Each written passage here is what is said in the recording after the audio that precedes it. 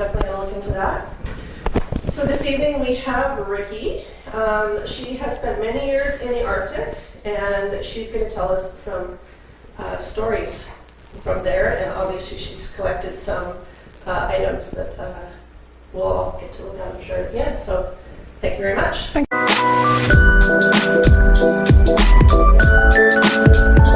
you. So, in 1975, I decided to go to the north. And first I went to Edmonton because Edmonton is known to be a gateway to the north. I didn't know much about the north, but I thought I wanted to take a look and see. But then, of course, one thing led to another. I ended up staying for 23, 24 years. And, in Edmonton? No, in the north. So that's what happened. And I thought it might be good to start talking about food. Culture of food is very interesting because it shows lifestyle of people and why they eat certain food. So, food it is. Now, ducks and the geese are very common. They come to high Arctic in summer to reproduce. And when the chicks are ready to fly, they go down south. Typically, geese, family of 6 will need about 80 or 90. That's how much they consume. They are very rich, but they are not huge like a turkey.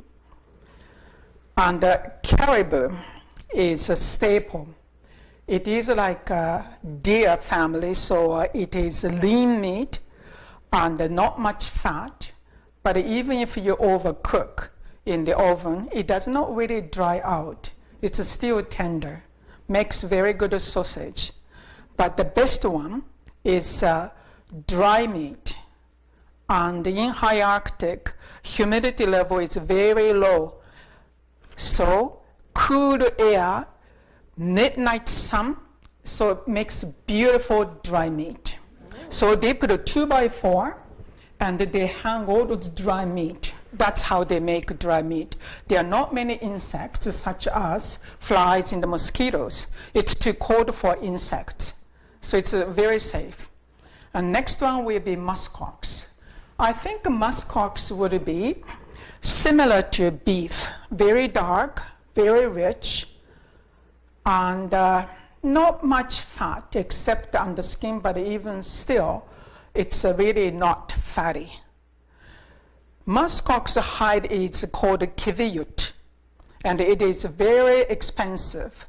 And women used to use, like a pick for afro hair, so they would comb muskox fur, and they are shipped straight to New York and San Francisco. They don't stay in Canada. North Americans don't want to spend much money to buy those very fine wood. This is the most efficient way of heating your body. Thin, but you keep your body very warm. I suggested to Department of Renewable Resources we should design long johns and that kind of a thing for field people, but they were not too interested in knitting, But kiviut, it also goes to Europe, like Paris, very, very good. But not many Canadians know, unless you're a serious knitter.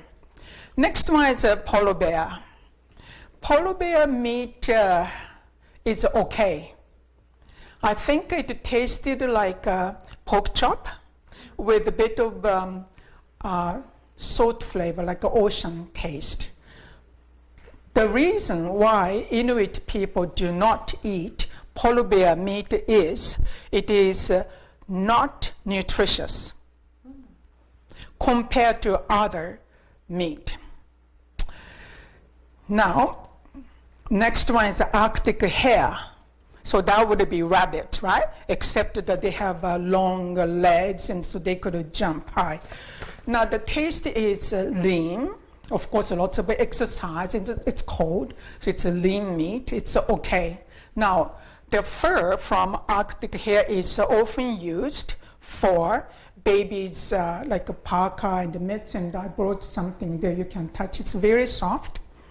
And the next one is siksik. It is like a lemming, like a ground squirrel. Now, they are kind of big compared to the squirrels you see around here. They are very small, but in the north, it is much bigger. So those are like land animals. What color are they in the north? Brown. And then change to gray, light gray in summer. Now, next meat is sea mammals. Seal meat is very, very good and rich, high calorie. It's perfect for minus 40. Very good. And Horos is even better. Yeah, really good. Next is whale. Now, whale meat is interesting. Not many Inuit people will eat whale meat. What they like to eat is skin. Whale skin is about that thick, like a couple inches, and fat underneath maybe 1 inch. That's how they cut up with ulu, this knife, and they cut into slabs. And then they cut slice, and then they eat raw or frozen. And very tasty, very rich, and a little bit of crunchy. One day I had a visitor from Germany.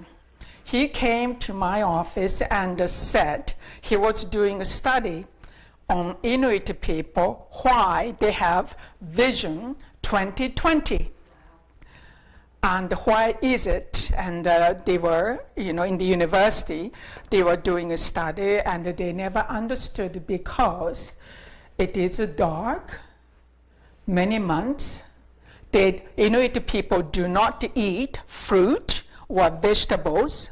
Well, they eat a little bit of berries, but not much. So that's why he came all the way to study. I could have sent him a mail, but anyway. The reason why Inuit people have a Vision 2020 is makta, this whale skin. Very rich in vitamin D, the best source of vitamin D. So that's why they have a fantastic vision. Did you say they eat it raw? Yes. Well, I grew up in Japan, and I have eaten sushi many times. I don't mind. Now, next is fish. Now, Arctic char, the king. It's like salmon, as good as salmon, and red and rich. And that's what we like to eat. Now, Arctic char, dry.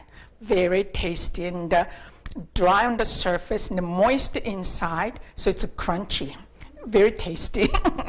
And trout, that's a freshwater trout. And one weekend I was out ice fishing. I don't know if you have a thought of the thickness of ice in minus 40 something up there. Now, regular auger to drill a hole is 4 feet. We usually use extension to make it 8 feet. It's lots of exercise. And so we drill a hole 8 feet to reach the water. Yeah, no more than 8 feet because otherwise we wouldn't know, right? Because the water comes up. So typically, when we go ice fishing, drill hole first, and then people cut out with an ice knife, which is about 2 feet long. Looks like a machete or something. So they cut up here. And then this, so you can sit like this because this is low and the ice hold here. Good?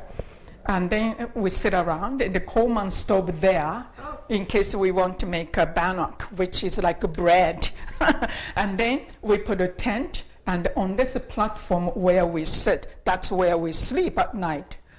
Now, muskox, remember muskox, hide, that's how we travel. And the caribou, not the summer caribou, but winter caribou. Very good insulation. So that's how we sit and sleep in this platform. So while we are talking, drinking tea, eating peanuts, smoke cigarettes, all kind of things, we are jigging right here. So I caught trout, which weighed 32 pounds. And that was heavy. Now, what happened is that, it's deep. So it was fighting. When I'm jigging so heavy, I thought the line might break, but somehow I pulled. And heavy, very, very heavy, because the trout got stuck in this hole, and there was no room to fight against the line. And all my friends were gone to check the next lake. I was all alone in the tent, and I'm pulling. It took me almost like 1 hour to pour and pour and pour. And all of a sudden, water flooded the whole floor, and here is a trout. Whacking, I didn't have anything to whack. I used the front pan to whack the head.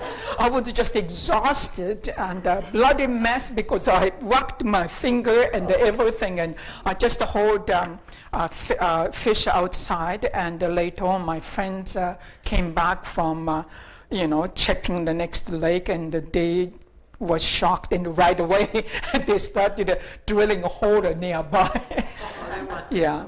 But in minus 40-something weather, you catch fish, and you pour out into the air, the fish would jump, and they freeze, jumping like instant freeze. So anyway, I got a sidetracked. So that's a trout story. And the next fish is a smelt. Those are the little fish and the white flesh. And that is what the Arctic char follow. So we go to the beach and we go with a fine fishing net in the bucket. Sometimes women would come, kitchen things are just scoop up with the liner things, But it's very tender and delicate. So that's good. Now, white fish in the lake is also very good. And the grayling. So those are the fish we catch. Now, I talk about nutrition. When you live in extreme environment, you have to eat right food. I'm talking about local food. High in protein, but more importantly, fat. You need the fat and the vitamins and the minerals. Now, when I first went to high Arctic, now, I grew up in Japan, maybe 80% of vegetarian, right? 20% seafood and the minute meat or something. That's how I grew up. When I went to high Arctic, one of my co-workers said, Riki, if you want to be happy, you have to eat the fat. I said, okay. I'm fairly adaptable and obedient. After many years of training in Japan, very obedient, Okay, that makes sense because I couldn't buy vegetables anyway, so just as well. But she said, eat fat. And so that's what I did. I never felt cold, my fingertips and the toes, no. Other non-native people complained all the time how cold it was, but here I was out every weekend, fishing and hunting, and I traveled all over. No, I was just fine. But people underestimate the power of fat, how good it is, but it has to be good quality, right? This is 100% organic and fresh, very fresh, and freshly frozen. Or could it be dry, So anyway, I talk about the difference between land and the sea mammals. Caribou is a staple, and the muskox is quite fine to eat. But the sea animals, sea walrus, they are different, very different in taste, but nutritional values. If you keep eating a caribou every day and without seal or walrus, you feel cold. You need more fat and more vitamins and minerals. Sea mammals have that. So you need to balance between land animals and sea animals. Then you'll be fine. And when you think of human body, enzyme, antibiotic, and immune system.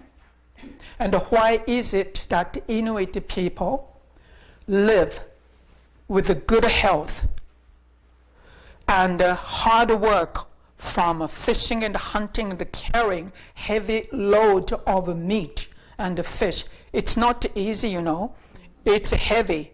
And yet they have a very, very high energy. That's how they live. Not only the weather or darkness or hard work, but they are also happy people, mentally balanced. That's the difference. Now, so how do they eat and how much they eat? Since power is limited, well, they have a power in the house, but if it's minus 40 something, why bother? Why bother with the deep freezer, really? They have a big porch and the shelves. They just throw a caribou or seal or something. They're still frozen all the winter. And when they make a dry meat, they just throw into the porch. The porch is not for sleeping or just entrance exit. No, it's like meat storage, meat and fish storage. That's easy, And in summer, they make a dry fish, dry meat in the land away from the community when they set up a camp, So anyway, dry or frozen, sometimes cooked. Younger people with this TV and all that, they tend to copy cooking program and they put lots of spice in the cook. But older people still eat the traditional way by drying and freezing, and everything is in there that your body needs. Nothing is spoiled. Now, so when you think of store food, let me talk about price of a store food. I remember that when I went to the Bay store, checked the chicken, like a smaller chicken, they charged $75. And this is many years ago, Yeah. And one grapefruit, $8. Orange was $6. And all those things. Potatoes are extremely expensive. You need more than one potato, but they are heavy. And when you have to ship all the way from Edmonton or Winnipeg or Montreal to high Arctic, it's many miles to travel by air. And there's not much of a storage space, behind the bay or co-op store. So obviously they have to charge. And another thing is that many years ago there was no airport terminal building per se. So you unload vegetables from the airplane onto the truck. And nobody had a cap. So by the time a driver comes from the airport to the Bay or Co-op store, they're kind of frozen. They don't last very long, so they try to sell before customers find out. And who buys potatoes and turnips sometimes, like usually non-native people. You know, sometimes Inuit people may buy, but just for a little taste or something. So price is high, and the nutritional value may be down. So delicacies. So those are ordinary food, everyday food. Now they are delicacies. Polar bear clothes, and a joint. It's like making bone broth, but you simmer for a long, long time, and it becomes gelatinous and very tasty. Very, very tasty. So even though they don't eat polar bear meat, they don't even feed polar bear meat to their dogs because there's just not enough good things, like not enough nutrition in polar bear. Can you, it's terrible, right? Lucky for the polar bear. Lucky for the polar bear. Yeah, right. Yeah. One thing about polar bear is that kidney is highly toxic, and it kills you in how many minutes? Because polar bear's main diet is seal, and they eat so many seals, and their liver is so rich in vitamin B1 or something, so it becomes toxic. That's a polar bear kidney. Kidney, yeah. Next delicacy is seal liver and flippers. And my friends would take me seal hunting. And at first, I didn't know much about this kind of a thing. I just learned over the years, right? But at first, seal hunting, friend got to seal, and we stopped the boat at a nearby island, and he held a seal, cut up, and then he took a seal liver. And then he gave a piece of liver and the seal fat to his wife first, and the 2 children. And said, Ricky, you want to try? I said, yes, of course. I'm watching what he was doing, but I was going to pick up their family, so that's fine, but I'm not the family. So I was going to pick up seal liver and a little piece of fat from his knife. He said, no, open your mouth. I said, okay. Like I said, I was kind of obedient. So I opened my mouth, and he put liver and the fat in my mouth. And he said, when you touch seal liver, even soap cannot remove the smell. It's a very strong smell. So that's why hunter will feed to each person. It's nothing to do with nothing to do with the family or not. It's just the smells. There was no soap either, and even soap would not remove. Now, the taste of a seal liver with a piece of fat was very sweet. Not too fishy, not too greasy, but sweet and soft. So anyway, I thought you might want to know. And the flippers are like polar bear, clothes, and the simmer for a few hours. And the next one, I hope you don't mind, but I found this kind of a thing very fascinating. So I'm talking about all kind of food. Stomach contents of walrus and caribou. Now, caribou eat lichen. So when you catch caribou and you open the stomach, inside of the stomach, there's a caribou lichen, which tastes like sauerkraut. Very tasty, sorry. Sorry, but now, stomach content of walrus. You know how walrus looks, right? Walrus has like 2 tusks, and they dive, and they go to the bottom of the sea. They stir up the sand and the rocks, and they are looking for clams. So that's what they eat.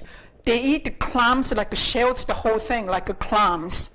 Amazing, eh? Amazing stomach. So when Hunter comes back, sometimes he would phone me, and he said, I came back, Horos. You want to come? I said, yes, I'll be there in 1 minute. Go to a few doors down. And clams from Horos' stomach is very tasty. Yeah, very, very tasty. So, it's a delicacy, right? And of course, the eggs. I'm used to fish eggs in Japan. So Inuit people eat same thing. The best one is white fish. Eggs are very nice. And of course, Arctic char. Eggs, I used to think, God, it would cost a fortune to eat like this in Japan. Here, almost like nothing, It's an everyday diet. It's fantastic. And the heads of fish, Arctic char and lake trout, they are very, very good. And when I was first offered, I declined because I really didn't know what to expect. But of course, within a couple of days in the office, I found out that the fish head is very rich and more nutrition than the entire body of the fish. I think you know that here because all those salmon rum and eagles and the bears, they eat good parts first. They are not wasting their energy eating meat like salmon meat. They eat guts and head because that's the best part to get through winter months. And the same in the north. That's what it is, And sometimes people find duck or geese eggs, but not very often. Now, aged walrus stuffed with seal liver. This is very interesting. I was taking a housing inventory in Igloo Lake, and the manager there said, Riki, there is something gourmet. This is even better than French gourmet. You wanna know what? I said, yes, tell me. He said, we bury and bake a hole, and we put walrus stuffed with seal liver for a few months. So it is like a preserved or somewhat fermented, cold fermentation. I can go get some if you want. Trust it. Yes, please. So he went to the beach and dug up and came back. When he opened the front door, I could smell right there. Now, of course, I must try, and I ate. I say it was like a Montreal smoked meat. That kind of a thing. I told him honestly, I did not enjoy this fermented seal liver, but I enjoyed fermented walrus meat. Very tasty. I don't want to waste his delicacy, you know what I'm saying? I'm in a way force myself to eat because it's a rare thing. It's a real treat. So anyway, that's what happened. And in summer, July, August, usually August, you see berries on tundra. And on tundra, everything turns mauve and purple with the Arctic rhododendron. They cannot grow more than 6 inches because it would be windy there. So they are crawling the ground, same as Arctic willows. Now, berries are crawling the ground. So you sit on tundra like moss, and with a basket you can pick those berries. It's very, very nice, but the season does not last very long. But that's the only vegetation. Now, there are vegetations, but nothing is poisonous. It does not mean they are tasty, except berries. Yeah. So balance between work and the food security. Once I had contract and way up there. How do you balance work and secure your food for the family? It's tricky, isn't it? Because all these birds and the animals, they are migratory thing. If you miss the season, you cannot survive. You cannot afford to buy anything from the bay for whole winter. That's not possible. And the quality is not the best either. And when non-native managers came, they did not acknowledge seasonal fluctuation and how important it is to secure food for the family.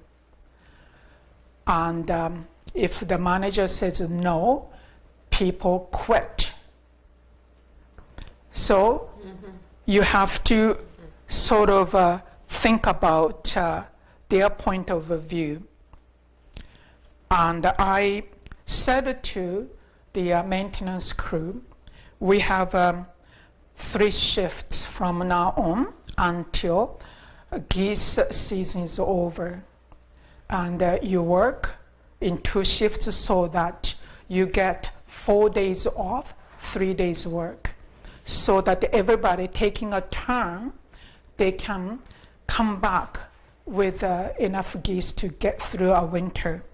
And when you're dealing with any migration, it all depends on the weather. If you miss, you're doomed. Yes. And the workplace has to reflect and accommodate employees. Besides, it's a midnight sun. Who cares?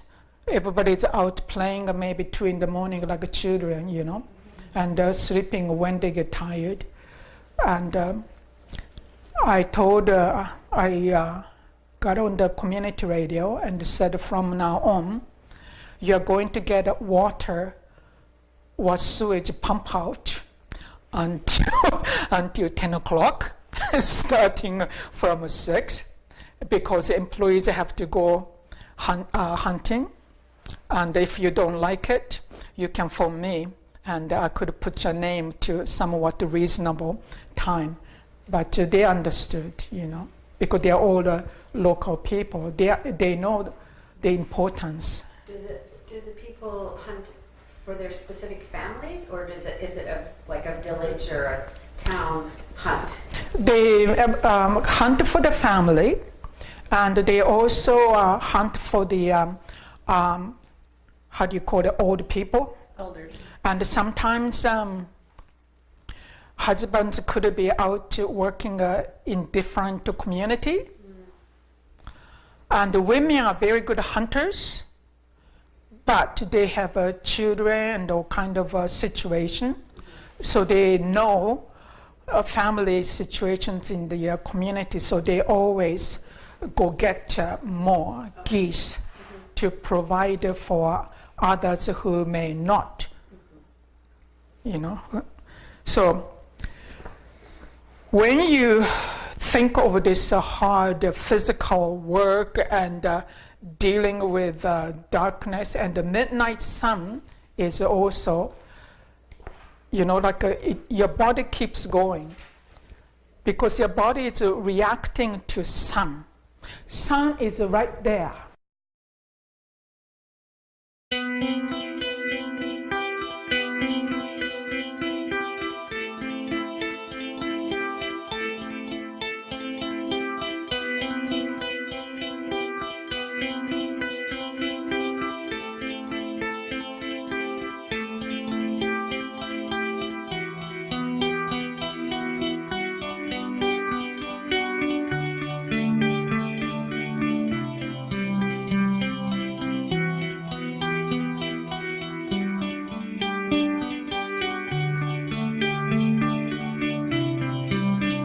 And then, like this, never moves away from this spot.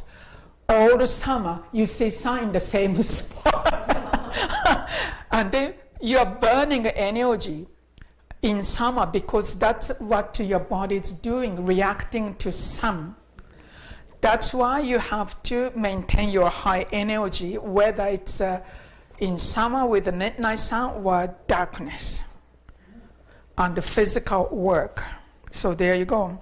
So over the years, younger people were eating more Western diet. And anybody over 40, they tend to stick to traditional diet. And I think sometimes, they're drinking too much soft drinks and not enough physical activities. So they may develop somewhat obese. So it's not easy.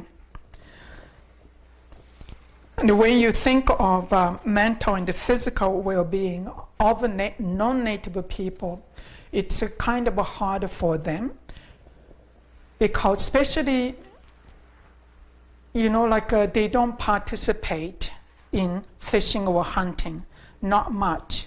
They tend to keep their diet of meat and the potatoes and the rice and bread and that kind of a thing. So it's not easy for them. And I've met many people who go into depression because they miss it. They miss all kind of things. The choice is limited in high Arctic what the Hudson Bay Company brings. It all depends on Bay manager, and the people try to be friends to the Bay manager to bring in. And in each community, usually there is a Hunters and Trappers Association. And they establish, not in the paper, but they talk. They often have a meeting. So they can tell if a number of caribou is declining in certain area, a number of seal is declining in somewhere, they know. And then words go out, and the people do not hunt in certain areas until it brings up. They are very, very ecologically minded, because of course it's important to them. They have to be to survive, Now, medical professional, there is a nursing station in each community with one nurse or maybe more, depending on the size of the community. Unfortunately, they had some negative influence, especially breast milk. They said not to feed the babies with the breast milk. But at the Bay store, the cost of formula milk is very expensive, never mind the fresh milk. And what happened was that juice is cheaper. So many children, they don't have teeth. And so it was very unfortunate. It went on for many, many decades. And now, slowly, people are changing, and they feed babies with the breast milk. But damage was done, So that was a little bit of a surprise. Yeah. So next one is, I talk about the transportation, the construction, because this is very interesting. So there's no road in high Arctic, accessible only by air and water. So airplanes would be Twin Otters. I used to travel with the Twin Otters most of the time. Sometimes the DC-7, and sometimes one or two communities by Cessna, and a ski plane or float plane. So that's what it is. Now, Twin Otters could take maybe 3 dozen passengers or 2 dozen passengers. It's very small, depending on cargo. If they have lots of cargo, less passengers, And ski plane in wintertime, because everything is frozen. And float planes may be used 2 months in summer. That's about it. When I first went to high Arctic, I was told that it is compulsory for us to take Arctic survival course designed for Canadian Force. because there was no bigger jet. I am going all over with twin otters. I can see grounds over there. That's how low they fly. That means a couple things. When airplane crash, usually you survive. If you survive, what are you going to do?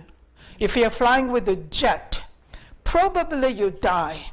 So you don't have to worry about survival, of course, really. I'm being a practical, and so were they. So anyway, I said, fine. So we had to go through survival training, how to build an igloo, and how to catch Arctic hare with a thread from socks. Always carry 2 lighters in case, and do not leave an aircraft because it's all white. And when there is a search and rescue or something, they cannot see you. So you have to stay where you are. Remember, there's no trees.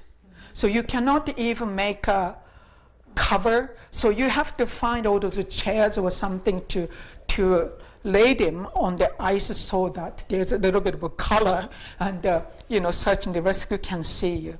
But that's how it went. And I met 2 people who crashed. One crashed twice.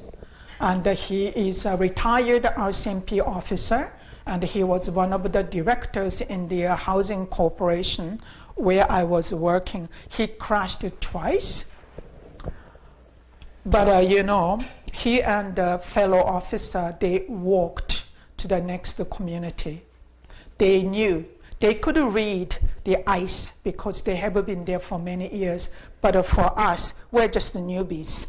So we have to stick to the airplane, not moving here and here, and cover your head because 60% of your body heat is lost just from here. Oh, by the way, did you know that I have not met bald people in high Arctic? Everybody has fantastic hair. It's a good insulation. They don't lose hair. But interesting, no beard. So I don't know why. It just came to me. Yeah, and the water. Water is like boats and barges. Usually one boat would tug 6 barges.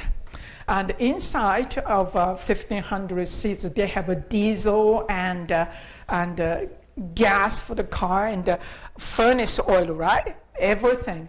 The tankers. And on top of that, they may have freight. So the boats will come to the communities once a year. So if you miss, well, you're kind of doomed. Now, the points of origin, water and the sewage tanks used to be made in Winnipeg. So they have to truck in those 500-gallon tanks from Winnipeg to Edmonton and all the way to Hay River. So you have to time everything from here to Edmonton to Hay River and the warehouse. And you have to calculate how many big items you are going to ship to high Arctic way up there. Everything has to be calculated.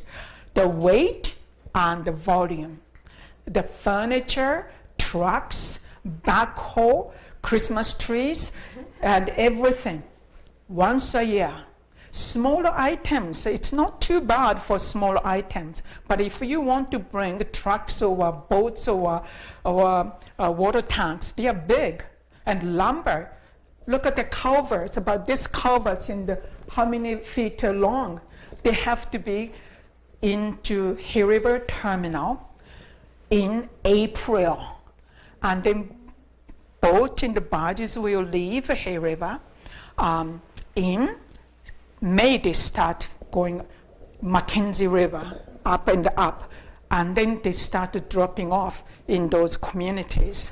Now, when you go way high Arctic, it's a little bit tricky because if you miscalculate 1 week too early, suppose boat and the barges came 1 week too early, there's still ice. Now, suppose you came 1 week too late, ice started forming, and the boat will be stuck, cannot go back to Hay River. And twice I came across the boat which got stuck. They had to drain everything and sell all those groceries, everything, because in minus 40 something, you don't want to freeze anything in the boat because pipes will burst. That won't be very good. Yeah. So timing and the preparation is crucial. So anyway, that's the barge, and of course, with all those organization and the distance to cover and how much time it takes, cost is fantastic, very expensive. And the communities were built by the federal government many years ago, and they didn't choose, not always wisely. So it could be a little bit far from the water or too far from sea or caribou. So, you need lots of gas to get you through, because you need a skidoo, right? You need a skidoo. Except the polar bear hunt, you need a skidoo. Polar bear, by law, you have to use dog team. That's a must. So anyway, that's how it went. And once I had 6 months contract in the community called Ikahuk. It's called Sax Harbor. It is close to North Pole. And the 7 construction projects I had, and everything takes 2 years minimum. So what happens, planning, preparation, timing, and weather, 2 years ahead, you have to order culverts and all those lumber and gravel, everything, like a year ahead. And then you fluff up. You fluff up the sand and gravel in fall and again in spring because they are frozen. And remember, even though it's midnight sun, it is cold. And the construction has to begin in June. Road construction, 7-kilometer road construction, and I had sewage lagoon and a dump site and culverts for little bridge and tank for power, diesel things. So again, shift work. All those maintenance crew, they have to work in 2 shifts because you have to finish construction before temperature drops because you have to pour cement. So you need a certain temperature. And in the communities, usually hamlet, which is a municipal government, they are the only place with machineries because private people cannot afford to run business. They just cannot afford. Now, water reservoir, so again, those crew in the maintenance crew, they are working 2 shifts. And even in summer, water reservoir, there's ice, they have to chip away. And of course, in fall or winter, water truck driver has to go to the lake, chip away 3 times a day, 7 days a week, because otherwise the whole wheel freezes up.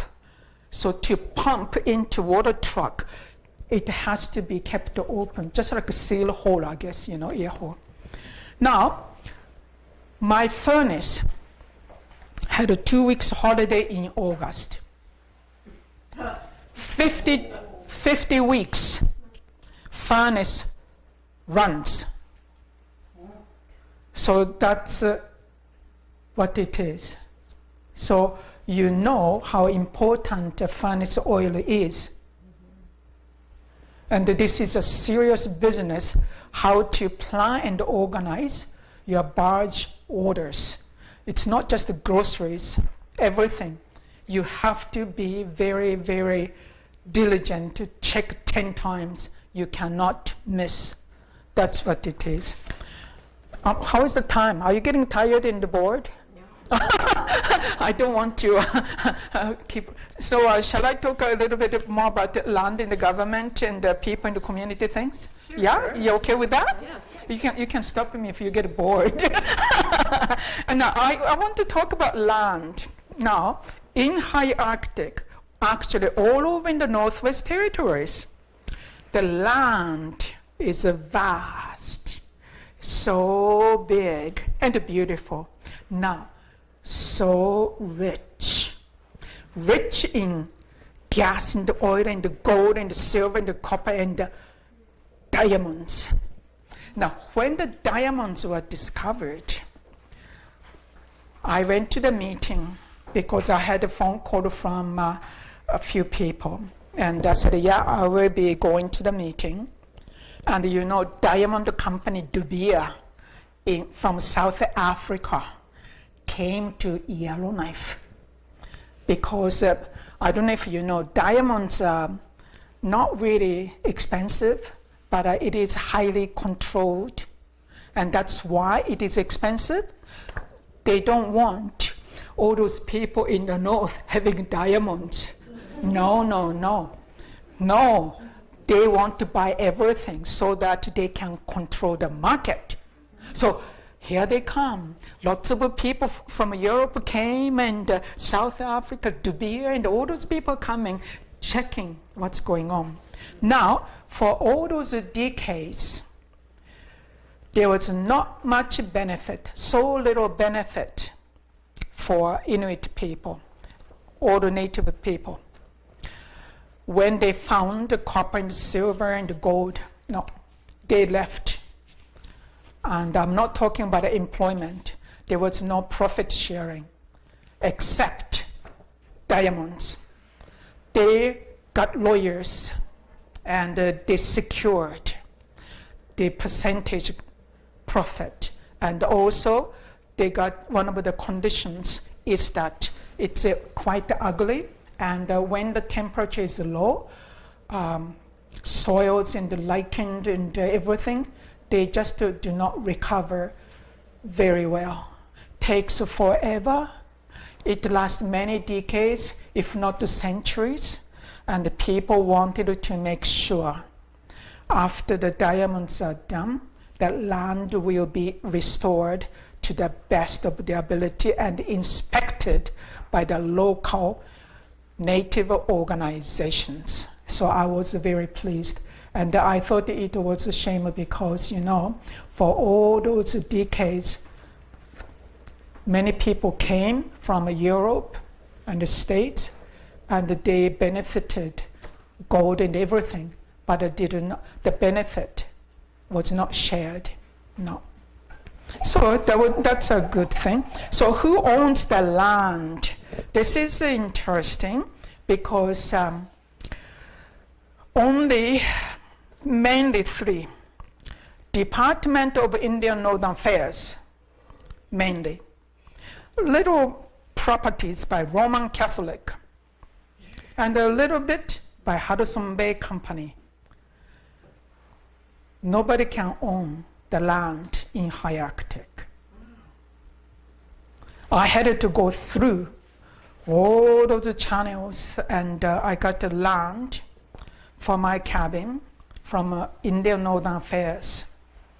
Usually they give maximum of 100 years, and that's it. But you cannot own the land. So what does this mean? I know many friends used to ask me, Riki, why can't they build their own house and be independent? Well, gee, it's not so easy. When you do not own the land, banks will not give you mortgage. And then, no private rental. Usually government employees live in the staff housing, and other people live in public housing. So that's what it is. And Roman Catholic, they have their little patch. Another thing is that in many communities, they have 3 different religions: Roman Catholic and Anglican and Pentecostal or Seventh Adventist or something. They get along very fine. But except the Roman Catholic, the other 2 church people, they have to lease the land. So once I was working in the housing task force, what to do with private home ownership, because people want to own their houses, but what to do? They cannot. So I was working for 2 years for the task force, and the premier was our head of this task force, and the 3 of us were hired. So we did the whole thing, and fortunately, I lived all across the Northwest Territories. And I knew the lifestyle and history of a house because once I worked in the housing corporation. Age of the house, how much it costs to maintain the house, and depending on the weather and the community and the size of the family, lifestyle, how much power and furnace oil they burn. So those are things that have to be considered. And when I went to the banks in Yellowknife to find a mortgage situation, I didn't say I was working for the task force. I just went as a private person. No one would give me mortgage. First of all, land. Secondly, they don't want to give a mortgage because they wouldn't know how long I would be employed. So the conclusion of this task force is that government will take lease to purchase for 2 years so that employees would have built up a down payment and also prove to the banks, yes, they can pay regular payment towards a mortgage. So step by step it went. And meanwhile, now it's not just the money. I'm talking about the skills as well. The skills, the coordination with Arctic College. You are talking about construction and the repairs and the renovation and now electrician and the plumber, that kind of a thing. We didn't have. We didn't have electricians or plumbers many years ago.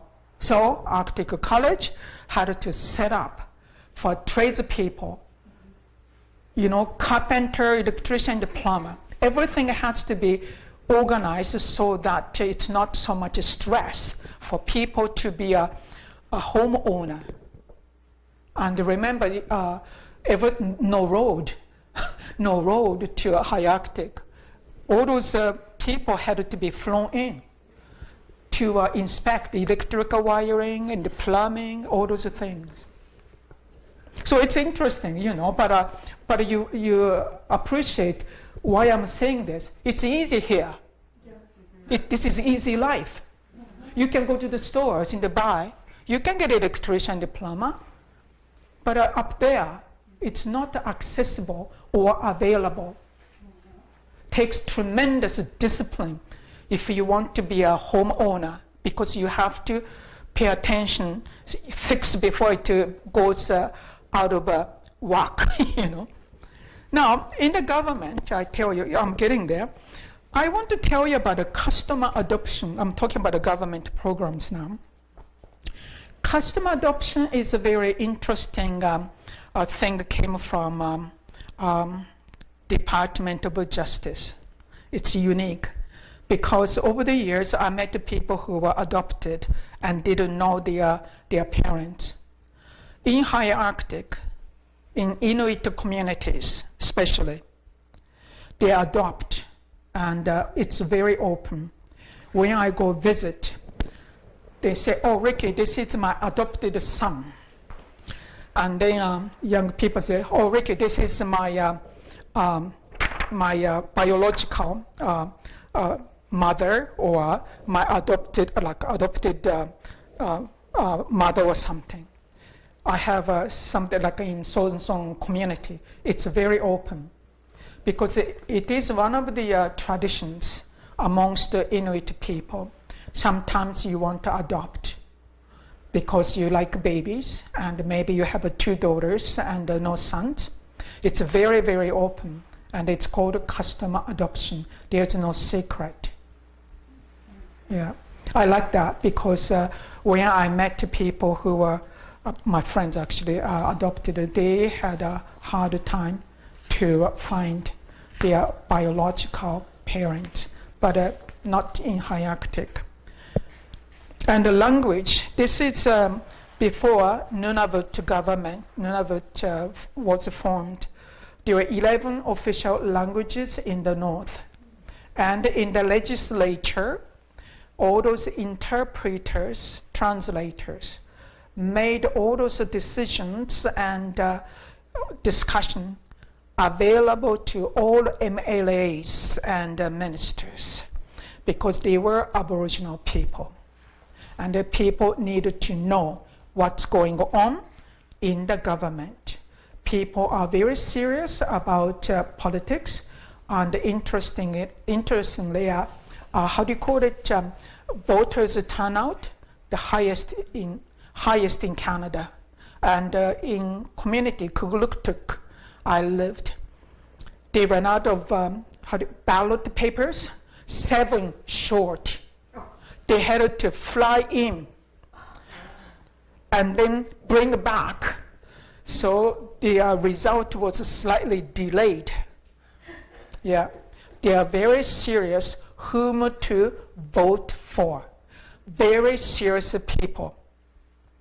They take it, this is our government. And whatever they feel government could do or should do, yeah, they speak up. I had 2 election officers in the neighborhood area. They were invited by South African government when Nelson Mandela was released, and they had their very first election. So those 2 election officers, they flew all the way to South Africa to train people how to set up everything. It is a serious thing when you want to build your country. And if something goes wrong, there could be some shooting and all kind of things. So in the north, this election is a serious thing. They take very, very serious. So they elect MLAs and then ministers and the discussion. And if you want to become a premier, you have to make a speech to all those elected officials. And that's how they vote who would be the best premier. Very civilized. Very nice. So like I said, in the legislature, lots of Aboriginal people, and I had Mi'kmaq Indian chief for one of the AGMs in High Arctic. When I gave her tour, she could not get over because there they are, they're Aboriginal people as ministers and government employees. And she lived in the reserve and she was not used to it. Yeah. So creation of Nunavut is also interesting. The work has been going on since 1976 and completed in 1999. And of course there are young politicians doing land claims and this borderline between the Western Territories and the Nunavut. It has been going on for a long time. But what happened is that not long before 1999, elders came. Those Dene and Inuvialuit and all those elders came from different communities all across. They set up a camp with an interpreter a little bit north of Baker Lake. I forget how many days they were there. I don't remember. But when they came out of the camp, they talk to those young politicians. This is the line, this is the borderline. And that's how it was set up. It's not jobs or employment or money. Elders knew what takes to survive as a particular ethnic group. It means food and land and water. That's what counts. It's not job creation. No. This is the line. To be fair to all those groups, different ethnic groups. Remember I said 11 official languages? Yeah.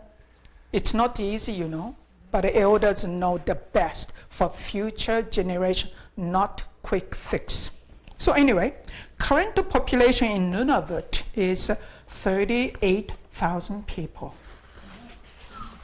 Nunavut. I didn't check Western Territories. So anyway, are you getting bored, tired? No. Are you sure? You know, I don't want you to get bored. So people in this is the last page actually. People in the community, this is the last page. So men and women in the families. I said to you earlier, women are very good at fishing persons and hunting persons. They are very, very good. Remember, they survived like 4,000 years in this land, in the weather. Of course, women are tough. And if not, they couldn't have survived. And men, you know, they can sew very well. They can sew very well, just like women. You know, they can make all those kamex and all those things. Very, very good with the hands. Very good. The clothing and the footwear, they are extremely important.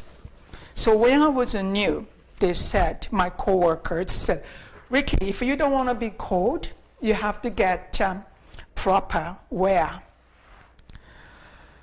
And of course I did. I had my parka made right away. And my comics, like booties, this kind of booties, but an adult one. Now I had duffel socks, good, and sealskin. And the bearded seal, uguyuk, that's the bottom.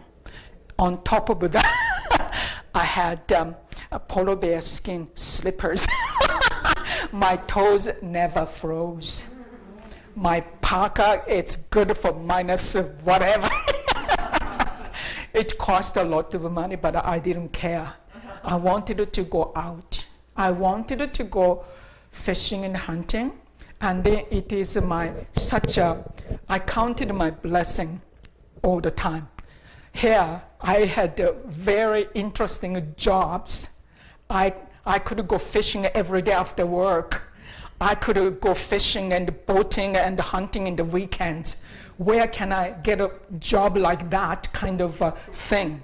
I even had a little chief, the smoker. I would smoke my own fish and meat, electric smoker, you know. So that was life, and I was so happy. And even though I was almost like a vegetarian when I first went, never mind, I could eat anything. Now, Christmas celebration, this is really big. This is big. And you know, like I said, in most communities, they have Roman Catholic and Anglican and Pentecostal or something, 3 churches. It's fantastic. It's fun. It's dark and no sun. But it does not mean it's black out there. Remember, it's ice, white ice. And then the horizon in the tundra, way over there, the tundra, you see beautiful salmon color. And as if a sun wants to come out, but it never comes up. It's just beautiful salmon color, but you never see sun, never comes up. Just a beautiful glow. And it's all white, and then color of indigo. Sky is a color of indigo, pure white ice. That's what it is. I know my friends, how can you stand? It's so dark there. Well, it's not like in Caribbean, like a black, when sun goes down, it's really, really dark there. Not in high Arctic. That's what it means. And Christmas, it's more community-oriented than individual families. Every night, we go to the community hall with a potluck. We all bring food, and it's fun. It's really, really fun. And we eat together, and all kind of things, and the kids finish playing hockey next door, and then we all come together. And then every day, every night, that's how it is. We celebrate in the darkness, even though it wasn't really dark. So day and the night, everybody's occupied. And unfortunately, teachers and maybe nurses and other people, they often like to go somewhere down south for Christmas, and they missed out this kind of a thing. But I was single. I didn't care. I wanted it to be there. And I wanted to dance. And Inuit people have their own style of a square dance. So what I did was, in September, I went to the council meeting, and I said, I would like to become a recreation coordinator. And I said, I want to learn to dance. They said, okay. So they voted for me, and I became a brand new recreation coordinator. I had to adjust all my travel schedule so that I don't miss my dancing lesson. So I had about a dozen people, and surprisingly, 3 people were Inuit women. I said, why don't you dance? They said, no, they never learned how to dance. So here is the opportunity. They were so very happy. And if we need partners, right? We just go to hockey link next door and recruited men to dance with us. And one of my co-workers from Renewable Resources, he's a very well-known musician. He plays guitar and also fiddle. So we had live music. So once a week, I had dancing lessons. And after we learned square dancing, I wanted to learn how to jig. So jigging. So Christmas celebration came. Every night I was there dancing away, and the people were very impressed. And we had, like I said, a contest day and night. We had a dancing contest, a jigging contest, the oldest person, youngest person, women's contest, the men's contest, you name it, all kind of things are going on. So that's how it is. And the spring celebration, it's interesting, like a SEAL camp. School is out, thank goodness for that. You don't want your children to miss opportunity. Spring, around the Easter time. Oh, midnight sun. Sun is there, never moves. Still white ice and the blue sky, no clouds. Remember, no humidity there. When there's no humidity, it does not rain, it does not snow. Only if there's a high humidity, it rains or snows. Most of the time it's dry. So pure white ice and blue sky and the sun and the seal. Thousands of seals lying around on the ice, sunbathing. It's so beautiful. And we set up tents, make tea and eat the bannocks and the dry meat and whatever. So that's SEAL camp. It's fantastic. You feel so blessed, you know. I remember when I was away for a couple of weeks, my friend said, welcome back to God's country. And that's how I felt. Land meets sky. No mountains, it's fantastic. So anyway, that's what it is. And tea, Inuit people are very, very, very particular about tea. It's just ordinary tea bags, but it's the water. They go to frozen ocean, cut ice, blocks of ice, put them on the sled, come back, put them in the porch. They make sure they have enough blocks of ice to last for the winter. In spring, ice breaks up.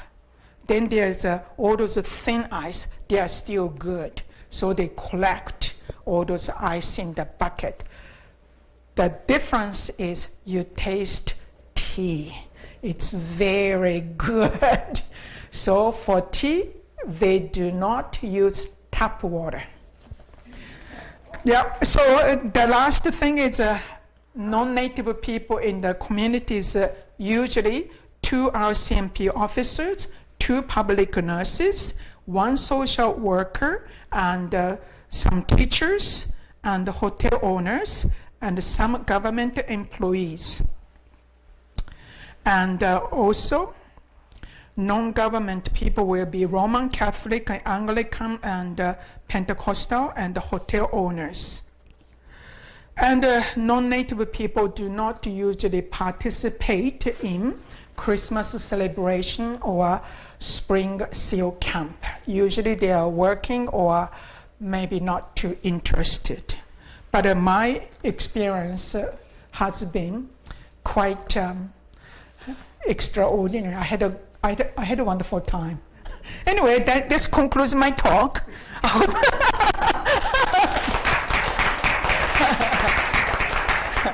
So I hope you kind of enjoyed something maybe new. I hope. Riki, that was fascinating. It's just like you were right there. You were right a part of the community so deeply and closely. Yeah. And it makes us close for you to be telling us that. It gives us a whole new picture. Now I want to go. Yeah. Well, I always wanted to go in the summer. Now I want to go in the Yeah. winter too and see the indigo sky. Yeah, and you know, unfortunately, not many Canadians came to my office, like I said. I met lots of Europeans and professors, scientists, diplomats, and the ministers, and people from Russia and New Zealand, and the New Zealand deputy minister, because they were going through some programs for their Aboriginal people. And, you know, I really enjoyed meeting them.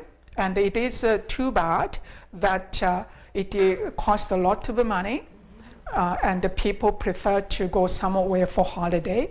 But it is a fascinating place to live, and work is amazing, but I really enjoy the people who live there, and they are very happy people. They laugh all the time, and that's why I talked about the mental health, how important it is to live with the nature and to eat local food. There are reasons why we should eat local food, because it gives us high energy, not feeling sluggish.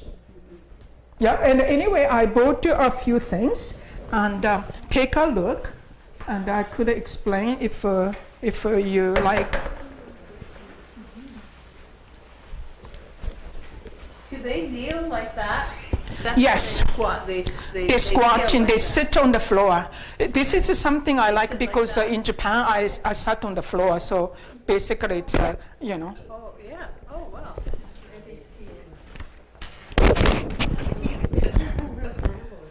Yeah, and you know, like when bones are bleached with seawater and the wind and whatever, sometimes they cut and make fishing hooks and all kind of thing. This is my daughter used to chew up these caribou things.